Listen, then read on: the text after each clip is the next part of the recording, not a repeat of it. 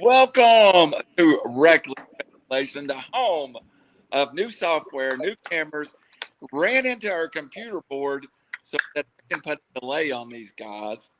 And guess what? Nothing tonight, but now it does. 30 minutes late. Robbie Davis, welcome aboard, man. I'm sorry about that, but it looks like we've got everything. And they're seeing your smiling face. Robbie Davis from Davis, Kessler, and Davis in 4K if they want to rebroadcast us now. Yeah, I don't know about that. That's still not in quarantine, guys. Still holding down the fort. Can't get a haircut. Can't do much, but happy to be here. His pores look quite congested in 4K. I mean, perhaps you should do a facial. Yeah, you might want to do something. Right? You're a little more protected. I can look like this, but I really think after a month and a half of watching the Johnny Depp trial, I could get my JD license right now. I really think I could take the bar and pass. Because that's definitely law, what you're watching there. Yeah. That's litigation. Ask Rob. Between the OJ trial and now the Amber Heard Johnny Depp trial, I think I've done more hours in the classroom than most attorneys. I do have to admit, I heard the verdict today. I did not follow it much. I didn't even hear it. What happened? Depp got awarded $15 million. I think it was, correct me if I'm wrong, maybe $10 million in compensatory and $5 million in punitive. Yes. And then she got awarded $2 million in compensatory. So a $13 million swing to him. And now so they countersued, obviously, but that's an interesting verdict, right? And what if they appeal? No, so Raj, the funny part of, and we'll get a little legally right now. Sorry for people that don't care, but no, they do. So and this was just what I saw through text messages. So the jury goes out, they're deliberating, they find out they do the fault portion of the jury verdict form, and then completely just omit the damages. So the judge gets it and is looking at it, is like, we got to send you guys back in there because y'all didn't do this right. Talk about a mistrial, dude. Yes, I had to send them back after that, and then they calculate the damages. The best part to me is Johnny Depp wasn't there for the hearing today with the judgment. Which he played with Jeff Beck last night. Yeah. Jeff Beck. Well, so generally, and that's what makes this so fascinating.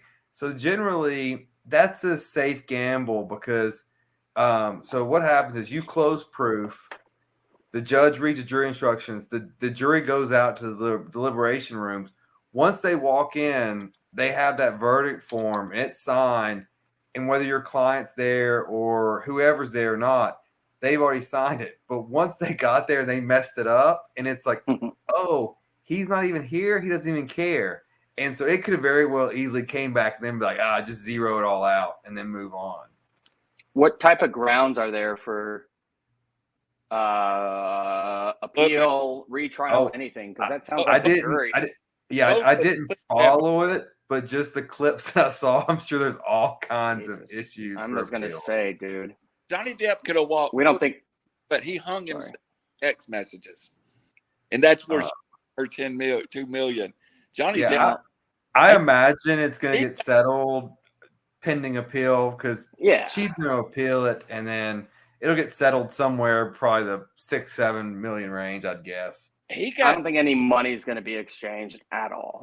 I don't know anything about her. I don't know if someone told me she was in Mermaid. Dude, I read she's in Debt. And Aquaman. Yeah. Aquaman? I doubt she has $13 million to satisfy a verdict. So she must have signed a prenup, She got $7 million from the divorce on the content that she would donate it to charity. $7 million? The guy's worth like $200 million. She's failed to live up to the $7 million in donations to like the ACLU and Children's Hospital. They were only married for a bit, though, weren't this is reckless. none of us have any idea what we're talking about. No idea. But I feel like that $7 million's like him sneezing, and he gives it. But he's done a lot for charity. Plus, he Hey. was in Private Resort with Andrew Dice Clay in 1982, which is a great movie. I mean, that Pirates of the Caribbean money, that's big money. Before we move on, It's Disney. my 12-year-old daughter and her friends celebrated like nothing else that Johnny Depp won today. They all had followed this. All the kids, all the team had followed this very close, and they were celebrating. It's like our OJ, but with far less seriousness of death involved. I read an article why the internet turned on Amber Heard. I don't want to go into details, but it was quite universal. Before we get into so I think you got some congratulations to roll out, Raj. You had something special happen this week for a young man that is living in your household. Who? Like, I'm not. Oh, yeah. Yeah, I thought you were talking about me, and I peaked like 30 years ago. But, the young man made the All-Star team, and they had a tournament this past weekend. They were the East Brainerd Elite, and they won the last two games against Signal Mountain, which was their best team. We're talking about 7-year-olds, by the way. 2 walk-offs. One was 24-23, and the next one was an extras. It's a 1-inning playoff, and he's not the best hitter on the team, but he won MVP, mainly because of defense. He's rangy, and he played shortstop during the regular year, but some of these little dudes are phenomenal in the infield, and he made like 6 or 7 catches, including one diving where he was just like straight Acuna or Mookie Betts, held the ball up, and he was like, yeah.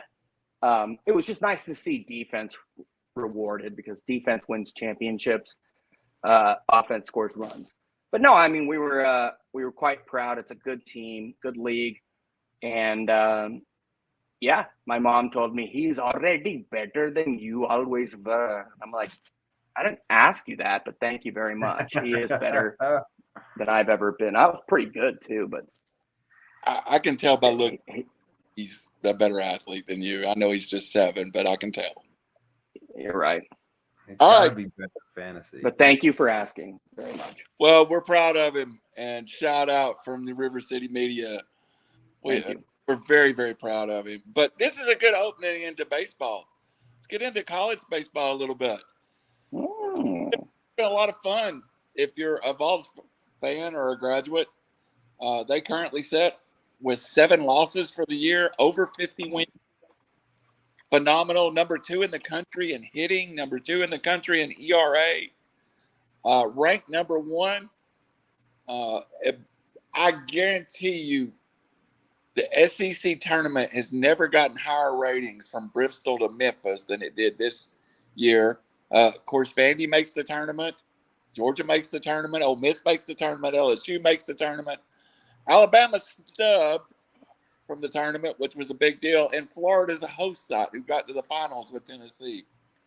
I've got a question for you, Randall. Is this kind of a perfect storm in the sense that, like, they were a great team last year, but most people came back, which is kind of rare. It says a lot about the coach and everything, but isn't it rare for this many talented kids to come back when obviously there are plenty that are worthy of going professional?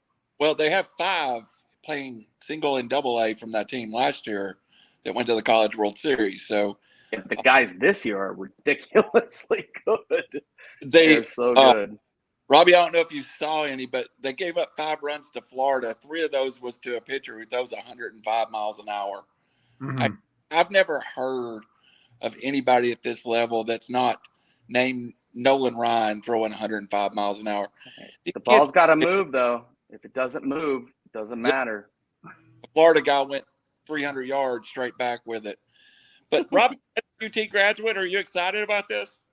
Oh yeah, like I mean, yeah, I'll fully admit I'm a bandwagon fan right now. Like I've caught on to this team. I mean, watched them last year, really into this year. But you talk about talent, amassing talent. They've got 4 first-round pitchers, maybe 5. Maybe 5, yeah. And Those And top then- three, though. Jeez. And then that lineup is murderers row. Like, man, this team to lose 7 games in the SEC, playing in the SEC, who has got this many teams into the College World Series or the tournament. Man, this is now, and we'll talk about later how hard it is to win this thing. Absolutely. But man, an exciting team to watch, a cocky coach, and this kind of, to put a parallel to football, this kind of reminds me of the early Spurrier Florida teams. Like, we're doing it different, and we're out there. We're brass. We're cocky. We will call out other teams if we don't like them. We're doing the thing. One thing, though, it's not football, though. In baseball, unfortunately, the best team doesn't always win. Are they the best team in America? Without a doubt. But somebody can get hot. You know, sometimes you can get scared. They're college kids, and somebody could take a lead. You know, Dollander, Beam, and Burns, good Lord, they're all they're 25-2 together, like a 2 ERA and a million strikeouts. Those are 3 guys. Most people have 1 or 2 that can go in the regionals, which means I do believe they'll be fine. Beam is a guy that's not a strikeout pitcher. The other 2 are great, but you never know, man. If somebody gets lucky and they're down 4 or 5-0 in baseball, the best team doesn't always win. And admittedly, it would be a shame this year because they are clearly above and beyond the best team in America. Matter of fact, this is how deep that goes. The number 1 team in America last won the College World Series in 1990.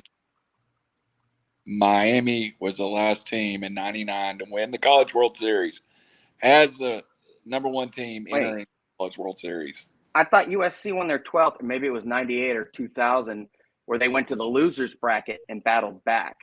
I thought it was 98 or 99, but they were not the number 1 team. Jock Jones, if anybody remembers, was the best player on that team.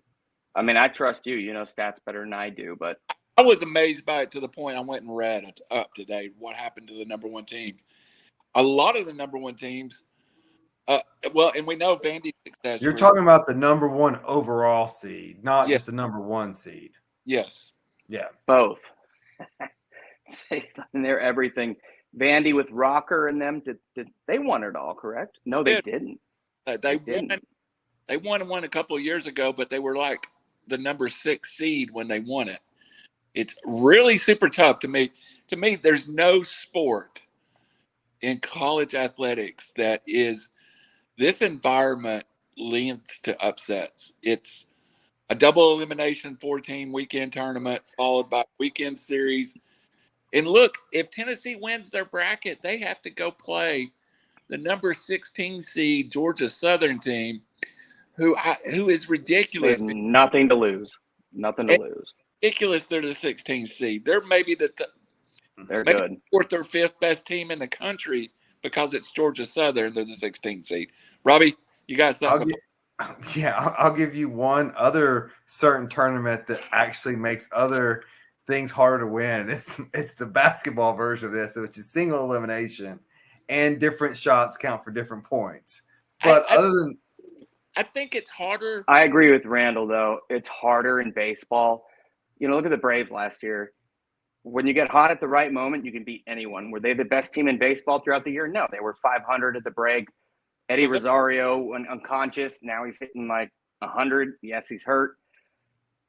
It's about who gets hot, and it's a shame this year because Tennessee is easily the best team in the country, but it doesn't mean anything when it comes to baseball. Robbie, but it's still multiple elimination, and in basketball, a ref can change the entire game. Absolutely. The ref can say 3 quick fouls and boom, that game's over. Randall, do they have review in college baseball? They have it on plays in the field, but not on balls and strikes, which probably cost Tennessee at least 2 games this year. Yeah.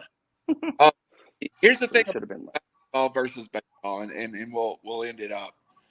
I think you're right.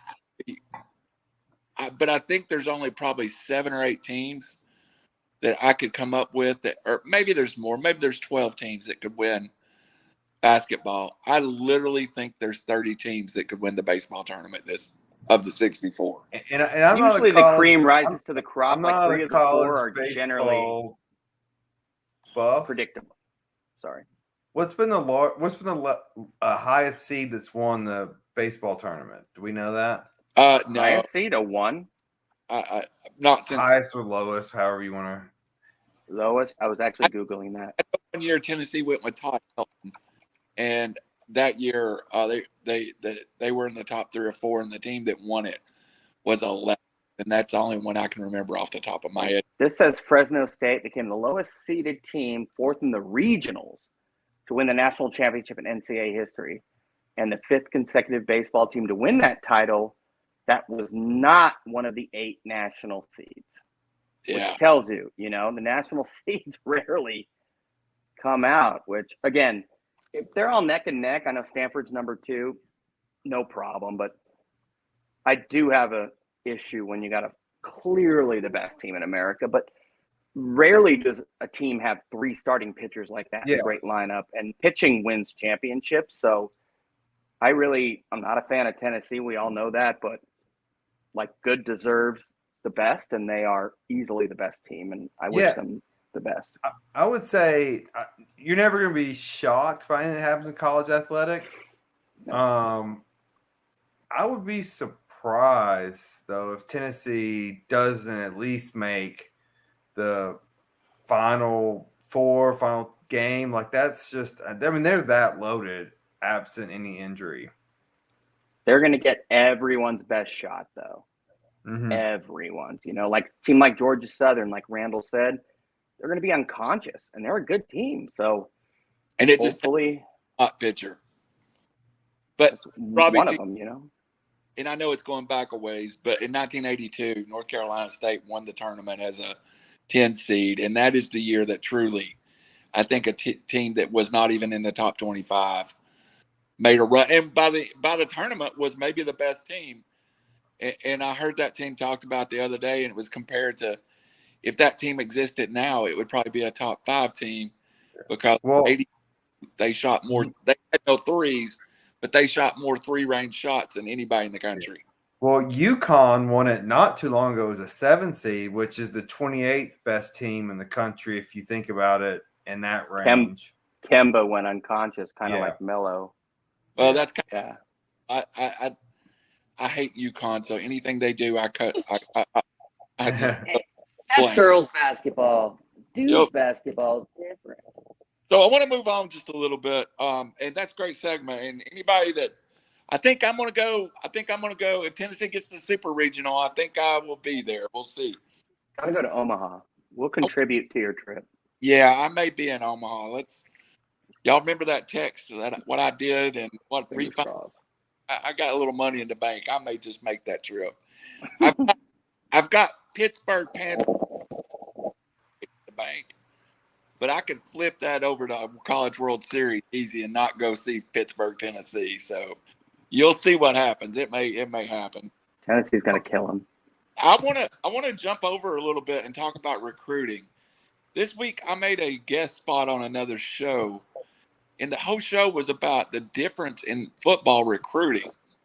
For a decade, football recruiting was strictly about you recruit it through the football season. The players' season ended in December and really heated up in December and January. You had a lot of commitments over the summer. Then recruiting kind of stopped during the season. And then you would come back in January. Everybody signed in February. They enrolled in July, June. It's not like that. And I think some of this is the effect of the transfer portal. More kids sign in December, which is a new thing, having a December signing period. Yeah. Also, the show that I was on was talking about Tennessee's late reports. There were 7 of them they called late reports. Do you know when these kids were reporting? May 15th. So everyone from Tennessee's 22 class will be there for the summer. Do you The early enrollees. Yeah, and do you remember just even 5 years ago, February was National Signing Day. I used to take it off because it was such a big day. Oh, that was fun. College football recruiting has changed, Robbie. It right now Tennessee has Nico Amalvoeva. I said that wrong. They have Nico in the house. Better than I can do. He's enrolling for bowl practice. So now that's the new thing. Bowl practice? What does that mean? He will graduate early, enroll in Tennessee, and take part in bowl practice. Yeah. Is this That's smart though with Hooker to teach you? I mean, yeah, it's absolutely. Is it the first step of getting rid of the senior year of high school? Or what's going on? Yeah, I mean, look, all of this is if you're good enough, or if you're projected to be good enough, and now there's horror stories 10 miles long about kids that blew, or they were projected they didn't make it. But if you are good enough, all that matters is starting that clock to get in front of the pro scouts and get to the NFL. They're going to get paid now, which is good and good for them. And we've talked about that ad nauseum, and so has everyone else. We're all in agreement it's good for them to get paid. There probably needs to be something in play to kind of regulate it, but that's a different topic. But yeah, get on campus, get in front of boosters, get in front of advertisers. Hey, Firehouse Subs is sitting on Cumberland Avenue. Hey, the more you can get in front of them, the better. Get Absolutely. that money. It doesn't do you any good to sit in your high school town waiting for finals to get finished up when you've probably graduated earlier. You get to the town you're going to, town, city, whatever it is, get there, start making relationships, start getting paid, and start putting that money in the bank, and then ultimately get the big prize. So I think it's about money, personally, if I may. The early signing period essentially allows for not only kids to declare, but to enroll early, right? In spring, by the time the season starts, you're not coming for fall camp. Kids are ready to go. A lot of superstars, no longer wait for the last second, which we enjoyed February 3rd or 2nd, but now they do it in December. And yeah, I mean, the product is different. Now freshmen can just be sensational, which doesn't necessarily mean they weren't before, but I do believe the product is better. And we all love signing day. I love listening to like that college sports radio and declarations, but I think it's about a better product on the field. Raj, I want to get back to you. You actually jumped ahead of my question, but I do have a question directly towards you about what you said. Nico can start his NIL once he enrolls at the University of Tennessee. Mm-hmm. There's a mini term over Christmas. So he enrolls over Christmas, gets to take part in the bowl practice, but that also starts the clock on his NIL. He fulfills 3 years of his NIL by, it seems impossible, but December of 2025, this kid that's 17 years old right now, December of 2025, he can declare his eligibility for the NFL draft.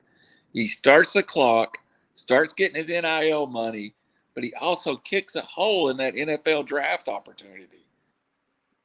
Well, I think you're absolutely right. And that's the flip side of this. It's a loophole. In basketball, there's a concern in that, I don't want to get too much into this, but back in the day with Kobe and Garnett, you can come straight out of high school. Then there was essentially a maturity level barometer, if you will. And many people thought that could have been culturally biased in a way. And in football, you've got to wait 3 years, and that's the most rigorous sport. Who's to say you're alive or have a knee after that? And the clock starts ticking earlier. In Nico's case, he's got a brilliant coach when it comes to quarterbacks and a brilliant guy to learn behind. So I don't think he'll be there that long. But yeah, it allows for them to leave earlier, which I think is completely fair. The other, Robbie, is go ahead, Robbie, with your comment. Oh, I was just going to say, with this whole new football recruiting landscape and this dynamics, can we touch on the Clemson dilemma they're in? Yes, go where ahead.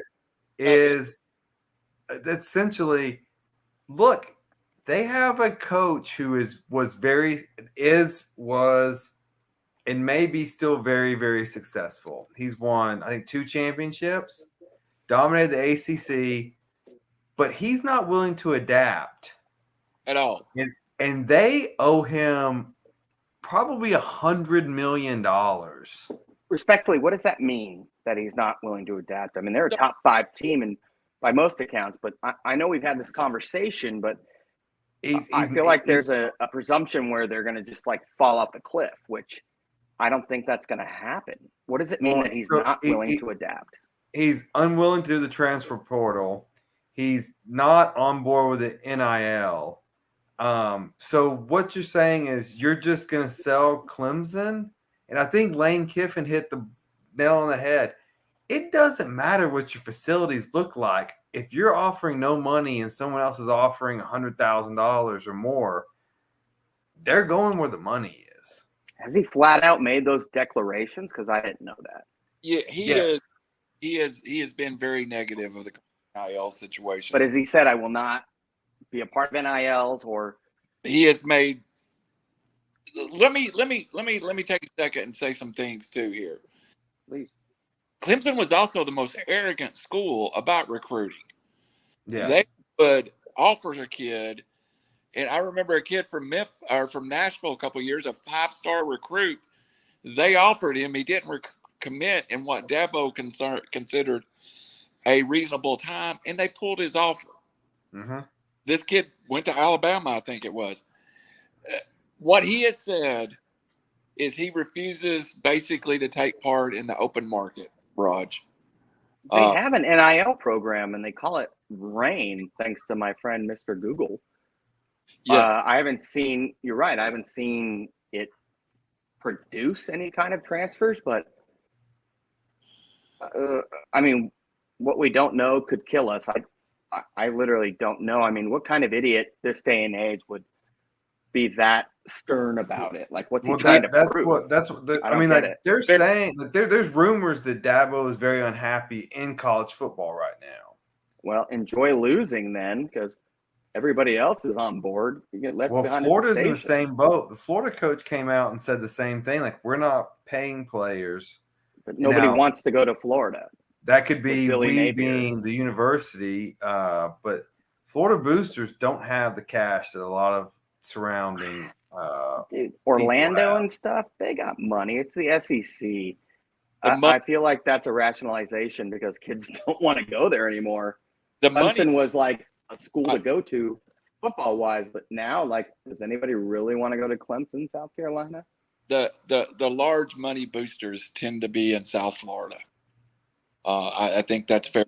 Last year, Clemson's class finished 14th. Which is crazy for them. I mean, Florida's got cash, man. They've been good for 40 years. Well, Florida's biggest booster owns the Dolphins, which is what's South his name? Florida. That's not Wayne Huizenga anymore, is it? No. I guess that was like 20 years ago. That was back in the Ace Ventura days. What, dude? But speaking of those two guys that kidnapped Marino, like, they did not look like linemen at all. I was always offended by that. You see certain schools that have been bad.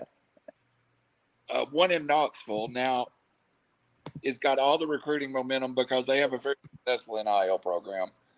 They're probably going to take 3 5-stars over the next 5-6 weeks. That wouldn't happen in Tennessee. I love Tennessee football, but 5-star Nico would not be going to Tennessee short of an NIL degree. Carnell Tate would not be going to Tennessee short of the NIL. Ray Magalua wouldn't be going to Tennessee short of an NIL. Brew McCoy is going to be your best player, by the way. Brew wouldn't be I know for a fact. for an NIL.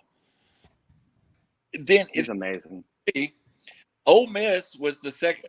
Alabama, Southern Cal, and Ole Miss were the three highest finishers in the transfer portal. I mean, Texas A&M, the best class ever. You start seeing some things around Michigan State bringing in players now all of a sudden that you can see the schools that are not traditional recruiting powers start to bring people. I think it's going to change the landscape myself. Well, It's interesting how it undermines Texas A&M, right? Their best high school recruiting class ever. And suddenly NIL deals and transfer portals totally like steal their thunder. Perhaps that's appropriate, but I thought that was funny. The best recruiting class, according to Rivals, in the history of college football. Ever. We'll see about that, but I'd rather get experienced kids that are talented than high school kids. Yeah. For college football only fans, you're about to start realizing what college basketball fans realize, which is your roster is going to be a lot different every year, and get to know the new players and start to learn their names because they may not be there for long. Stephen Ross. Yes, Stephen Ross. Stephen Ross owns the Dolphins. All right, guys. Final thoughts. I've talked to a couple of high school coaches too this week. As everybody knows, I am getting ready. God, I cannot believe how early high school football starts. What are you talking about? June? Yeah, we have games in 9 weeks, dude. Come on. We start the second week in August. We play jamborees the first week in August. We will be. Kids are gonna die. We did the same. We do it every year. You have the option of doing a week 0 and not playing and playing later in the year. But yeah, it's crazy. We'll be insane. Usually we're 4 games into the season, 3 or 4 games into the season by the time college football starts. Out west, we start like mid-September. Yeah, that's really early, man. So to a high school coach with a very high-profile recruit this week, and I asked him. I said, and this is a veteran coach of many, many years. And I said, what has changed? And I won't call his name because what he said, I could probably get him and a few other people in trouble. I said, what about this player's recruiting? What's happening with it? He says the following thing. Coaches come to visit. Coaches go through the process just like they always did. But the players have a whole group of people they're talking to not associated with the school. And recruiting is twofold. You have I'll say it from Tennessee's side. You have your Spire Sports that's talking to this recruit. You have the coaches talking to this recruit. And I ask him a question. I go, do you think Spire Sports knows who Tennessee wants? And he laughed really big and said, you could probably walk into Spire Sports and see Tennessee's recruiting board. So is it, Robbie, I asked that to ask you, is it that partnership? Is that the wave of the future? Your NIL company and your coaching staff. That's how you recruit. Collective. Well, yeah, I mean, and that's doing it, I guess. I mean, yeah, I guess the answer is yes. The answer is unequivocally yes. You're going to have these money funds coming out, which it's not how it was intended, but the NCAA just effed it all up, man. There's no way to explain it. They just screwed up the whole issue and let them get blindsided by – you literally got blindsided by the train blowing its horn with its light on coming right at you down the tracks. Like, that's what happened in NCAA. I want to hear your opinion. Is this any different than before, but now it's technically legal? I think the money is different. Oh Who no, knows, it's right? it's It is definitely completely more. different now because now the people paying the money can stagger it into a contract, and so they can sue if they break that contract. But If it's a conceptually, but before I if saw it's the movie The Program, if it's in cash and McDonald's bags, they can take that cash and do whatever they want, and it's gone. But now, if and I they don't say I report pay it. you $8 million, you got to stay at University X for 3 years and go pro. It's 2 million, 2 million, 4 million. Then yeah, if you break that, yeah, I want my money back. Damn, So- lawyers take half, and then you pay taxes. Yeah. Come on. Nico's NIL got out to the general public, and they were longevity. Yeah. There were longevity clauses to him receiving the $8 million. Now, Raj, I want to ask you as a USC fan, and you've had incredible success in the portal. Jordan Addison signed. It was rumored that he got a $3.5 million NIL deal. I've never not agreed with you that USC has money floating everywhere. A lot of USC money, I feel like, probably don't care about football, but there's a lot that does. Yes. They're, it's Hollywood. It's USC. I've said this many times before. Not only do they have, Haslam's probably the wealthiest booster aside from T. Boone Pickens, rest in peace, in the country. But, USC has very high profile people. And, back in the day with Pete Carroll, Snoop Dogg, Will Ferrell, and those guys all contributed to the program. Snoop's kid, Calvin Brodus Jr., even went to UCLA, and he still liked USC. Yeah, He didn't go long. He left to start his rap career. But film. He's making films now. Oh yes, apologies. But there's natural advantages of being in that area, and it's nice to finally see that. But yeah, I think kids recognize it. It's kind of shining a spotlight. It's Hollywood-esque now. Leinart, and there was always a story I joke about.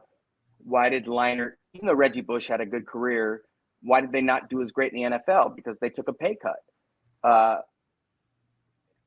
USC's got the biggest spotlight, in my opinion, in the country when it comes to everyone else. These kids become celebrities.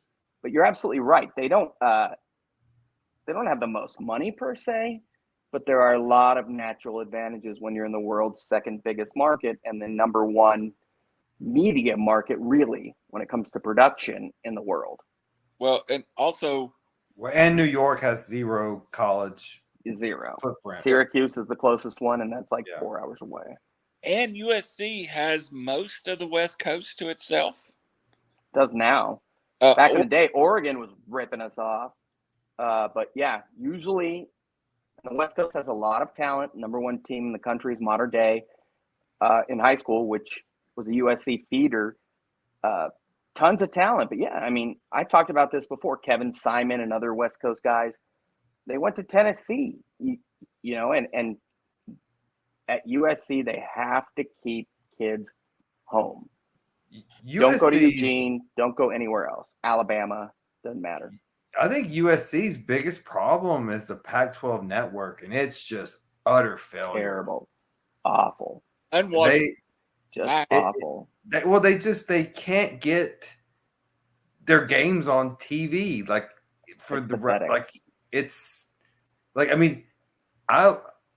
I pay for Sling TV, like whatever it is per month, just for that 4-month period, so I can watch Pac-12 football. Yeah, it's nearly impossible to to attain. 11, just for the kickoff of these games, just because Pac-12 after dark. I like 2:30.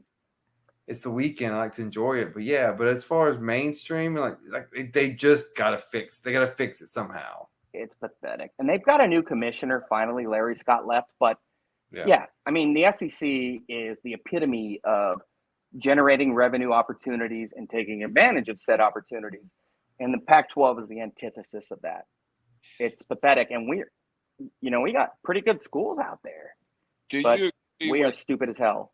Do you agree with the sentiment that's floated out in the general public right now? If you could somehow, as SEC, add USC, Ohio State, you could start your own national championship game that would be. To me, I don't. You add those three schools, what the U.S. along with Texas and Oklahoma, you have a monopoly at that point that you can do whatever you want to. But to me, it's analogous to 40 years ago when you didn't always get the two best teams play against each other, which to me that is a distinct possibility there. Isn't there enough money in college football? I'm a regionalist, if you will. I would like to see the current playoff system expand, but the whole conference thing, does it affect any of us as fans, or does it just affect the conference and those that are making tons of money off of it? I think it's silly, but it's extremely exclusive in that sense, and perhaps that's the goal. I listen to Robbie. I have to use the restroom real quick. I don't think, Robbie, Tennessee doing $200 million expansion or it's not expansion, actually a sinking of Neyland Stadium if there's not the conference money coming in either. Well, conference money is just television money. It's millions, isn't it? And so, yeah, I mean, if you're so let's look at the NFL, because the NFL is the guiding principle for leagues, right?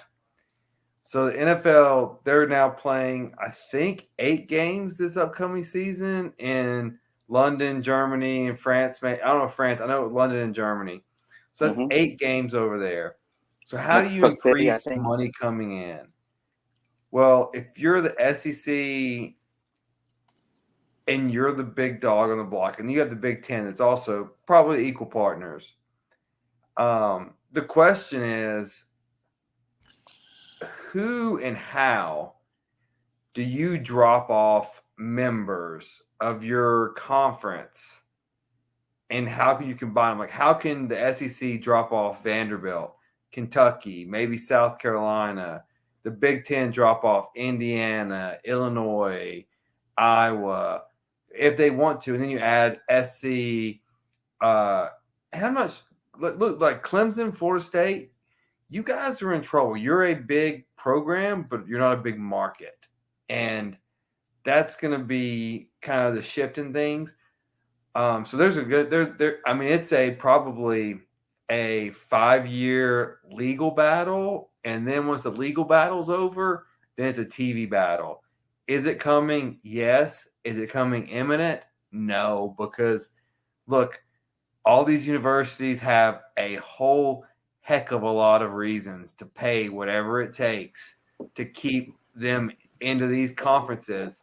If you're Illinois with really no football program and you're getting $60 million a year off the Big Ten Network, oh yeah, you're going to fight like heck to stay in there. Same with Vanderbilt, same with South Carolina. Like, these teams, take Stanford. They got one of the biggest endowments in the world. While they don't, no one pays attention to their sports, but that Pac-12 money, that check still cashes. And if they can't sell out their soccer stadium, like 20,000, and that money coming in, still those checks still get cashed. Oh yeah, and that's the same for Vandy, who is horrid.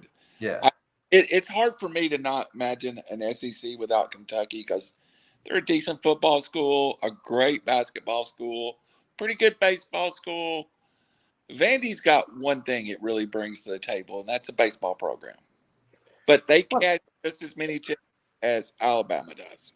Why is Notre Dame a Big East school in basketball but independent in football? What's stopping that from happening? I guess there's not much money in baseball in that sense, but you're absolutely right. Like, some of those schools are just like Alabama playing Chattanooga and, the second to the last game of the season. They're just automatic wins that anybody outside of the dominant team, nobody watches that. I mean, I haven't seen a Vanderbilt game in like 15 years. And that would be the sad part of what I do think is the inevitable super conference and super minor league to the NFL is going to be Chattanooga's, your Samfords, your Tulanes. Like, those football programs, there's going to be a whole generation of kids that would be athletes that may not be able to because that funding is going to get cut off. That's a good point. I hope not. I really do. I hope not too, but that's a very good what point. it's looking like. Very All good right, point. we have to move on. Robbie, that's a great point. I have to expand on that. We're getting low on time, and I want to talk real fast. You just brought up the perfect subject. We had a side note. There was a special article wrote by the Ohio State rival side, and it speculated to the future of some high-profile coaches. One of which was our boy Urban Meyer. In the environment, I do believe I believe Urban Meyer is a top 3 coach in the history of college football. That's my personal opinion. And if you were going to go over him, I would say both of them probably retired at the University of Alabama. You can argue Steve Spurrier. There's a lot of coaches you can argue, but Urban Meyer is in that group that you argue about. And he's only 57. You know, he's not like 80 like Saban, you know? Yeah, he horribly failed at the NFL level. They speculated that you might see him want to return to coaching at a Bowling Green in mid-major school. Jim Tressel is now famously at a Division III school. Robbie, help me with his name. Jim McElwain, the former Florida coach. The guy that was humping a shark. He is currently head coach of Central Michigan. You see more and more of this failed big-time coach kind of going to that level. Lovie Smith. Could you see Urban Meyer at Utah even again, or Bowling Green, or Middle Tennessee State? I just couldn't wrap my head around it. Not Utah. Whittingham's great, but the point Go ahead, remains. Raj. Go ahead. No, I mean, he asked. I was actually going to feed off of you, but Okay, I can go. I mean, Urban. Yeah, go ahead, please.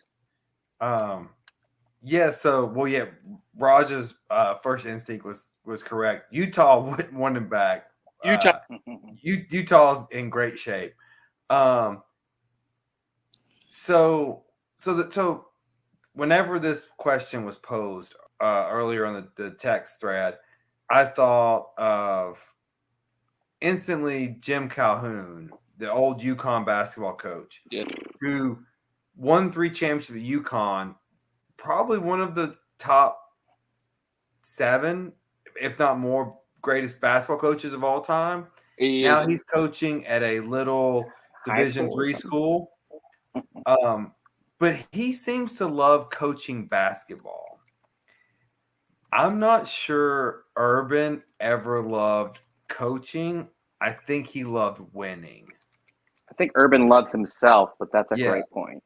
And so I'm not sure Urban would want to go back to like a Bowling Green and coach football. He wants to win and win at all costs. And I mean, you can look at his Florida days with the recruits and they've been scrutinized. That was a win at all costs mentality. He got to the SEC and he said, I'm going to win regardless of what has to happen. I'm going to win. That doesn't translate to Division II, Division III. I don't think he's happy with just coaching. That's just – he did some dirty crap, though. Like guys like Hernandez and other guys, obviously. Yeah, like obviously none of us know him. We've never talked to him. That's just the view I've gotten from him from afar, is that coaching is not his MO. It's winning. He's a narcissistic individual, to say the least, which I think he's more concerned about winning for his sake than anyone else. In my opinion. But there's no chance he's going back to the NFL. Zero. No. I mean, I brought this up multiple times. Pete Carroll's the only guy that I can remember that did it at both levels, which, hey, pat on the back has nothing to do with me. But, you know, Saban didn't do well. Barry Switzer. Oh, wow. There's a lot more money. You're right. I shall retract a previous statement. How about in the last 20 years? Pete Carroll. Someone. I'm going to read you their resume. And it boggles the mind. These are only head coaching jobs. And I'm not going to read them. I am going to read them in order.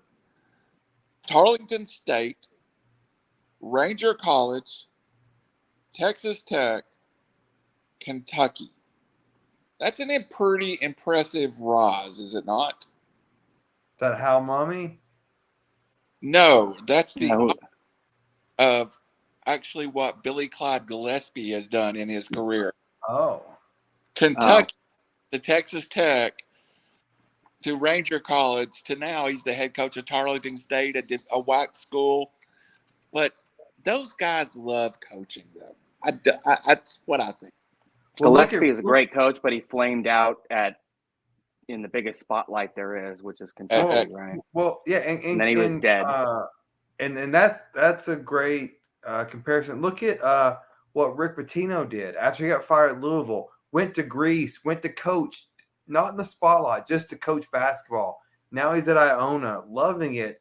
Got Iona to the tournament the year before, depending on how you want to do the calendars. The year before last, I think they lost their championship game this year. Yes. Like he's just a coach, right? Like he's just a basketball coach. That guy makes Urban Meyer look clean, though. Yeah. That's Oh the yeah. dirtiest He's coach shady. in history. But Randall, back to your initial point. If you don't have Urban Meyer in your top 3 college football coaches of all time, I question your list of the top 3. I think he's that good. I don't, but he just had an ungodly run at Utah, Florida, and Ohio State. I don't personally, but yeah, he turned Youngstown State into a perennial 11-win team. Yeah. Utah, out of nowhere, I don't even think they were in the pack back then. No, they weren't. Alex Smith, 12-win team, and then obviously Ohio State. Wait, no, I'm thinking of Tressel. No, he won at Ohio State too. What a title at Ohio State. Oh yeah, And then 2 at Florida. And, yeah, he's up there. No I mean, I doubt about it. think 3 championships in 12 years, something like that. Yeah. And here's the unfortunate part of him going to the Jaguars. I think at the time he took the Jaguars job, he could have said yes and had USC's job.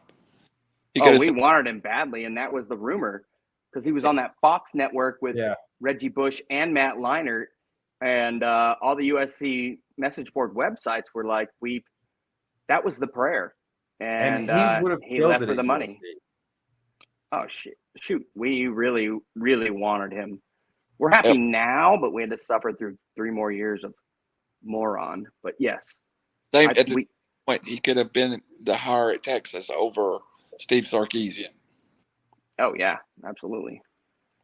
All right, guys, we got about 5 more minutes here of show, and I want to get to the last part of a very special Bet Your Nuts. And both of the picks I'm going to give you, I placed future bets on tonight. So I sent out a text, and I found a better website. I hope you got the second website. It had much more teams on it. I sent out a text. Bet Your Nuts. Find you 2 teams that will beat their win total and 2 teams that will not make total. I started this week breaking teams down pretty heavily. I started feeling I kind of started like, it's getting close. Hey, and I even got a rivals assignment for a kid at Baylor who's a big time player.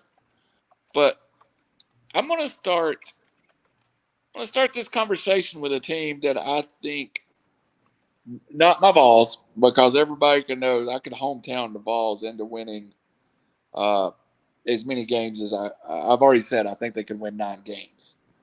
But I found a team on my second list I sent out that I absolutely don't think there's no way they don't crush this. And I will throw it out to you guys and see what you think.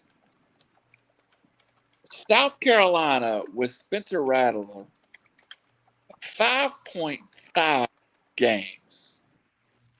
South Carolina was almost as hot as Tennessee late, Robbie.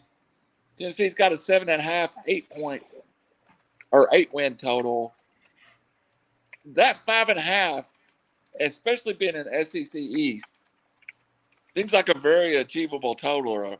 And do you guys, if Spencer Rattler doesn't win 6 games at SC in his second year with Beamer, would you not be shocked?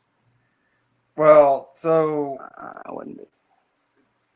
correct me if I'm wrong. And I can't remember if South Carolina's crossover is LSU or Arkansas. It's Arkansas, isn't it? It's Arkansas. So my 2 unders on the board of winning less games than projected are both Arkansas and Florida. So I think South Carolina picks up both of those games. Yeah. So I'm with you, Randall. I think South Carolina gets that win total. And then I don't project that South Carolina will necessarily beat Clemson, but I'm staying with my gut. I think Clemson's in a little bit of disarray right now of where they're going. They're top 5, and I can't quite understand that. The thing about South Carolina, I think Rattler's overrated, but they return everyone on a solid offensive line and Austin Stogner, who's a great tight end. Yeah, I mean, OL and DL are really, to me, what determines games. And I agree. Initially, I didn't think that. But when you look who's returning and, you know, Rattler's going to be a lightning rod there. I think he's overrated, but I think you're right. I think they do win. That's a low amount without a very tough schedule.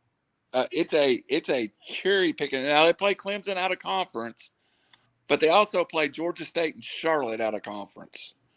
They Arkansas, Georgia State, South Carolina State, who I failed to mention, and then they got Vandy, Missouri. That's 5. Yeah, that's like 7 wins right there. I love that. I really think they are. But all right. Rattler is. Do you guys not agree? Rattler's overrated. I do, but he got. Yeah, you're right. Sorry. He's the best quarterback South Carolina's had in a generation. He is overrated. I like that Bentley kid, but then his leg fell apart, right? Jake Bentley. He's a good kid. Robbie, who's up next? Robbie, go with that. You had a couple of unders. Go there. You know, I have Arkansas as my under. Look, I think they're a good team. Arkansas has just gotten shafted in the division they're in. I think Arkansas, Auburn, maybe like Arkansas's above Auburn, but I just don't see 8 wins in that division. Like 7, you're telling me 7.5 for Arkansas? I just don't buy it. I'm going under that. My other under is Florida at 7.5. New coach, bad team, program in flux. Although it's for the majority of my life, my entire life, it's been an automatic win versus Tennessee. Not this year. Tennessee gets them. They're not getting to 8 wins. I think you're right, Rod. You want me to throw one out, or you want to go next? That was my unders. I got my overs next. Okay, I'm gonna give you one of my unders. Please. Pittsburgh at 9.5. Yeah, under. I like under all day long. Slovis murders the football. He takes it to sleep at night. Yeah, he's a sack master. No way. Out of conference too. I don't see Pitt getting the 10 wins anyway this year. No. I do not see that. So even if they had Addison, no. I'm taking Pitt under 9.5. Rod, go ahead, and then Robbie will come back for your overs. Back to unders. Oregon's at 9.5. I think even though their schedule is friendly, Bo Nix is their quarterback. I mean, you guys know better than anything. Is Bo Nix a winner? Is that a guy that's going to move the football? Is that a guy that's going to make a difference? No. Even though their schedule is where it is, relatively new coach, Oregon's not going to win 9 games, in my opinion. I'm with you. That was one of mine. that's off my chart, but it was close. All right, Robbie, make money here, buddy. All right. So my overs, and I promise I did not plan this, but it is to both universities that I attended.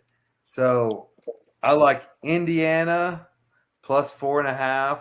You intended like 8 of them. They Indiana lost a lot of talent, but I think Tom Allen's putting a good system in. I mean, 4.5 wins, they can get to 5 wins in the Big Ten. Who's the quarterback this year? I don't know, but I don't worry about that kind of stuff when I'm making bets, Raj. Just well-founded, counselor, well-founded. Judge, I don't know what the evidence is. I'm just telling you what I think it is. I'm smarter than you, Judge. Don't worry about the other one is the Vols 7.5. Yeah. The Vols are going to improve from last year. Hooker, second year in the system. Georgia, not that we can beat Georgia, they're taking a step back. We're getting some better non-conference games. I think we do handle Pitt this year. The what we lost last year, the system is getting put in place, and then I think we get to 8 wins. The Vols tend to play to the level of competition, though. Under Heupel, I hope that's different, but there are so many teams they were so much better than in the past. I mean, it was under douchebag Jones, brick by brick, but it seems like, and that's possibly an effect of the SEC, right? You know who you're going to face.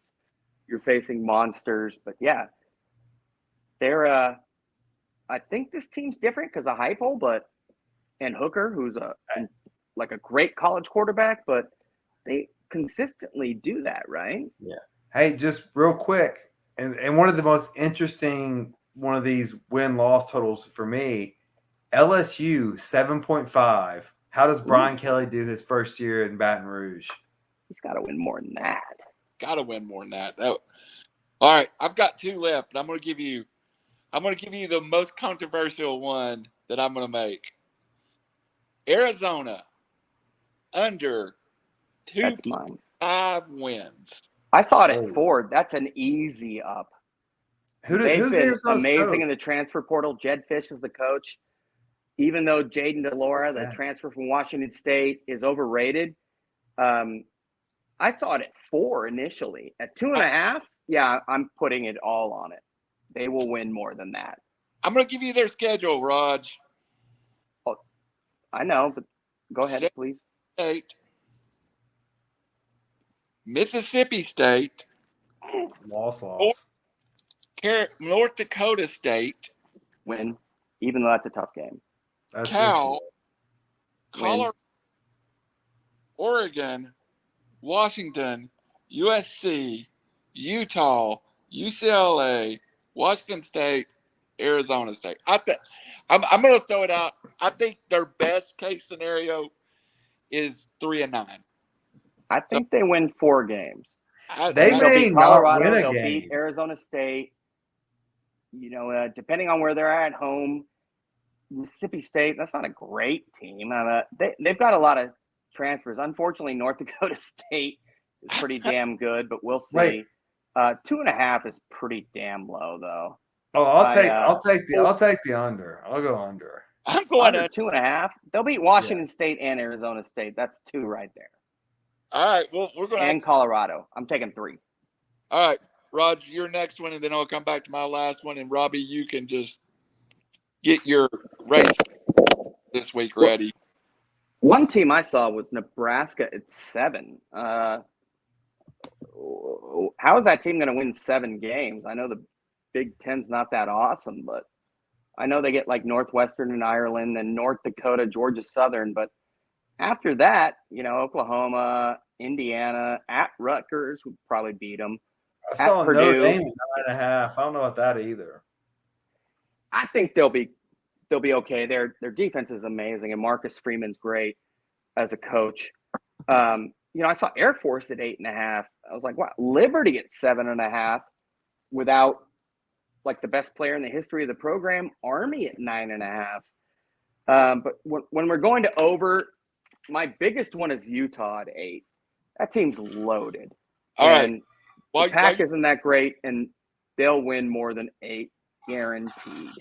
my other over was either Utah or SC. If SC don't win 9 games with Lincoln Riley his first year, with Caleb Williams and Jordan Addison, come on, man, they're going to burn Los Angeles down if they go 8-4. I mean, they're weak at the wrong spots, which is defensive line, secondary. Yeah, the schedule's not ridiculously tough, but I believe there is something. I'm not just sandbagging, but, the entire roster is new. Like, no one's played, aside from the offensive line, ironically, but no one's played with each other. But you're right. With Addison, Mario Williams, who's amazing.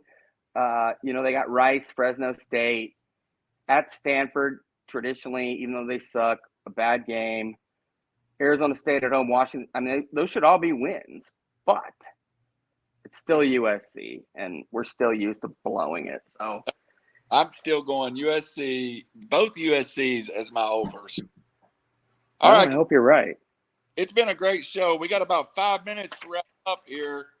We had some technical issues, of course. Sorry about that, but we will move forward. Our boy B-Chain couldn't be with us tonight. Raj was on time, thanks to me being late. Yeah, no shit. Oh. Raj Davis, great pile-up in NASCAR race. Crazy ending. Charlotte is always a fun race. What was your thoughts, and who's your bet your nuts for the week? I'm not even going to ask you what sport.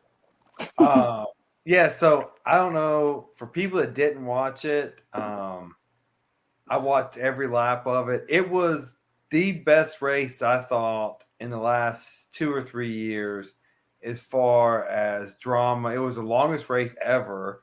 It took a long time, so it was probably 4 hours, 20 minutes TV time. It was entertaining start to finish. Really impressed. Jumpman Brands, Denny Hamlin, who owns the car company with Michael Jordan, they won in Charlotte, so it was which I predicted someone from Jumpman would win on our text chain. Said it would either Kurt Busch or Denny Hamlin. I bet on the wrong person though, but Hamlin won. So this week they are going to Illinois, and this is one of the tracks where it is truly to see who wins. This is a watch the qualifying and bet. So right now you have Kyle Larson, who's the favorite at plus 800 with Kyle Busch. So it's 8-1 out the gates before you know what's going on. So anytime you have a favorite at 8-1, that's a good sport to gamble on. What it's telling me though, you got Truex, Hamlin, and Chase Elliott. So you got your Chevys and your Toyotas that are going to be your favorites. And so I'm going to watch qualifying. So I've now got into watching qualifying. So I'm like a super NASCAR nerd now. I'm going to go over to meet my neighbor. You two got to start sitting on his porch. Qualifying. Wow. Yeah. So if I was betting today, I like Hamlin's momentum at plus 900. So you look at 9-1, Byron's at 10-1, one of those Chevys. I'm sorry, Hamlin's a Toyota. Byron's a Chevy under the Childress Racing umbrella. So get it right, bro. I like one of those, but I will wait. It's okay, but bet your nuts. For me right now, I will take William Byron at 10-1 for today, and then I will edit it after watching qualifying. But if I'm betting today, I'm taking William Byron. Hey, Robbie, if you'll start texting me or calling me and know your NASCAR pick after qualifying, we'll start focusing it on the River Media, social media stuff. Yeah. Question for you both. Quickly, especially Randall knows who. Celtics or Warriors, offense versus defense? Tell me who's going to win and how many games. God, I'm probably going to be the nerd here. I'm going to say the Celtics in 6. I hope so. It's the Laker fans' biggest nightmare. But I'll always go defense versus these dudes shooting 48 threes. Although I respect this Golden State team more because it's homegrown. Jordan Poole, Draymond, Steph, Clay. Traded for Wiggins. I respect it way more than when they got Durant, although that was great when they lost the title. I'm hoping defense wins out, but yeah, Laker fan, this is depressing as hell. No, this is the worst. I've got Grant Williams on the Celtics. I don't want the Celtics to win, but I want Grant to win. And I think the Warriors gonna win, but I'm gonna be unhappy any outcome. It's just not gonna be good. He's changed the Celtics fundamentally. And Adebayo is an all-star, top 10 player in the league. He shut him down. Yeah. As we know, a brilliant player. Yeah. My bet you're nuts, actually, I thought was today, and it's already over. But again, I'm riding my boy Kyle Wright. Picks up his 5th win for the Braves. Lowers his ERA to 2.41. He has a WAR. Last year, listen to this. I know this WAR stat we don't understand, but I get it. It's just last year his WAR was minus 0.6 games. His WAR is approaching 2 this year.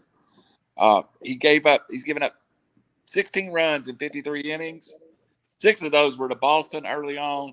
He's been lights out since then.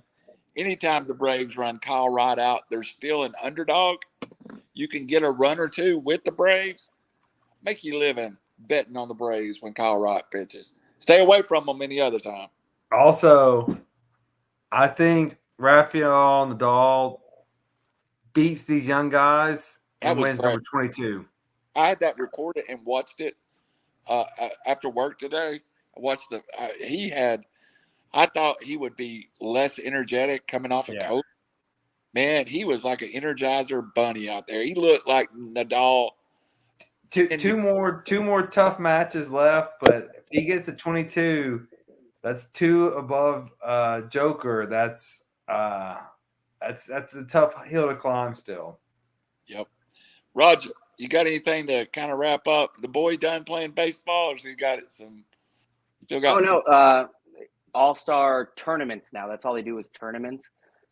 So he plays Friday this time at East Brainerd. One thing that baffles me is the Dodgers basically own every team aside from Pittsburgh. They lost 2 of 3 in Pittsburgh. They've lost 2 in a row against them. And by the way, Craig Kimbrell is just the worst. He gave it up the other night with a 1-run lead. And you may as well set the ball on a tee. My bet you're nuts, though, is Wake Forest. At 7.5. Sam Hartman is a top 3 quarterback in the country. Oh, wow. And if you don't know him, and he's a handsome kid. Obviously, he was on QB1 with Chad Greer. He left to follow Greer to play 8-man football. That team is loaded. And even though they lost their running back, their schedule's fairly easy. BMI, Vandy, Liberty, Duke, Syracuse. Hartman is going to be, in my opinion, a Heisman contender. And, of course, Wake Forest football coach, who many in Tennessee blame for Fulmer's demise, Dave Clawson. Yeah, hell yeah. Clawson was brought here Fulmer will tell you, he was the coach in waiting. And that thing fell apart. Also, just flashing on ESPN, Aaron Rodgers hits a putt on 18 and wins the match. So, you know what? And then Aaron Rodgers pats himself on the back, per usual. Golf might be the right sport for Aaron Rodgers because he doesn't need any teammates. So, Robbie, any final words from you, buddy? No, looking forward to in our hometown of Chattanooga, Riverbend this weekend. This weekend? Hopefully I'm out of quarantine by then. I will test negative before I go anywhere. So looking forward to that. And the NBA playoffs and NASCAR this weekend. And then, that's pretty much it. Are you guys going to watch the finals? Yeah. NBA? You are? I don't think I will. got a lot going So I hope to watch Grant Williams play a little bit, though. Oh, Hey, hell yeah. final words, too, is the SEC East in Georgia. You know, I was close to picking Kentucky, South Carolina, and Tennessee all to be over the win total. I think somebody gets Georgia from the East this year. I really, really do. I don't know who it is, but I think the East is a much better conference than it's been in the last decade. Let's face it, it's been Georgia, a bad Tennessee, a kind of bad Florida. Florida's been through 3 coaches. Tennessee's been through 5 coaches. Mark Stoops is probably the best coach in the SEC, not East, not named Kirby Smart. Kentucky has an All-American quarterback, probably a first-round pick. I don't know. I think the SEC East may be okay this year. How many guys did Georgia the lose balls are at Georgia in the trenches? I don't know where Kentucky Yeah, they don't is. sell beer there anymore. I wanted to go to that game, but they stopped beer sales. That's awful. But how many guys return for those? I mean, the trenches win games, and Georgia's trenches were ridiculous. They lose 10 people on the defensive side of the football. They reload, though. What about the offensive line? Yeah, I don't know. I agree with you, though. Somebody's going to get them. I just feel like somebody's going to get them in the East. And Bennett is, if the line's not there, Bennett doesn't make mistakes, but he's not going to beat you, especially with his legs. Well, you can get after him. I think the running back the Bills drafted that was kind of low-key was better than we all thought he was. Oh, great. Hey, a topic for another day, but just a food for thought.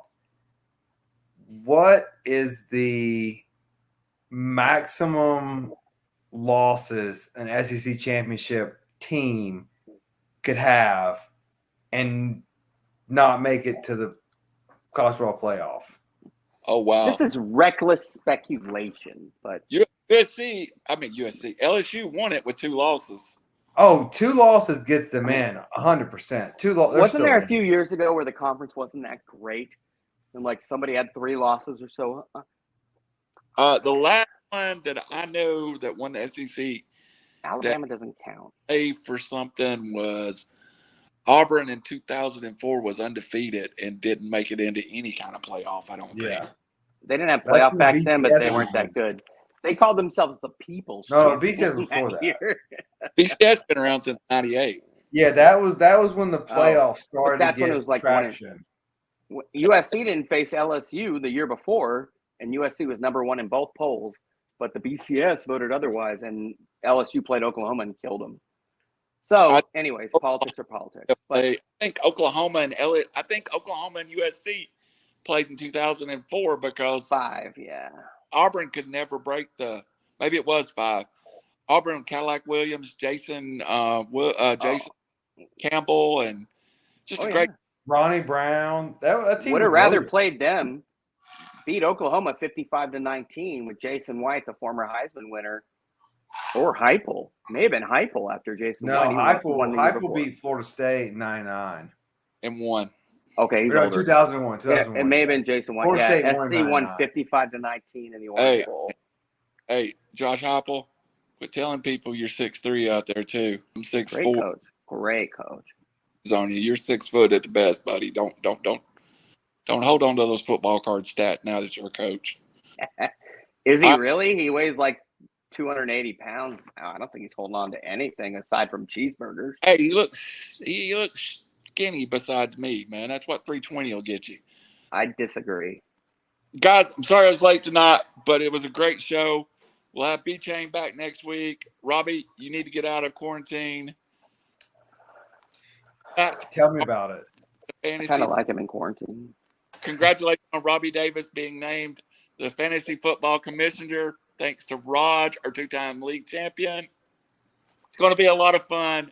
I have veto power, though, but yes, Robbie is commissioner. I predict that Lenny will have a full-blown nervous breakdown before football season's over. I can't believe this smack is a media. I smack criminal like every draft. I feel like. Yeah. I saw Blake at a fraternity thing, even though like Sigma Chi, I was out west. Ended up going to the UTC thing, great time. But Blake's like, first thing he says to me, "Are you really gonna let Robbie be the commissioner?" And I'm like, you right there just reaffirmed why I am. Yes. First thing he said to me. I love it. So my plan is to play nice guy card all the way up to the draft, and then just do something totally shit-heeled. It So doesn't matter with Rob. I mean, the beauty is like when the brain starts circling, that's when the good rules come out. have we got a time? Have we got a place for the draft yet? Have we decided where it's going to be? Probably Robbie's place. I was thinking we might stay in town this year, to be honest. I'm not sure we can be seen in town anywhere and keep our Yeah, job. man. One time we had it in a hotel in Cabo, and it did not take long for us to get kicked out. Hey, I've always So, got campgrounds are good. myself. So unfinished. All right. All right, guys. Peace out. Speculation. I'm Randall. He's Raj. He's Robbie. Good night.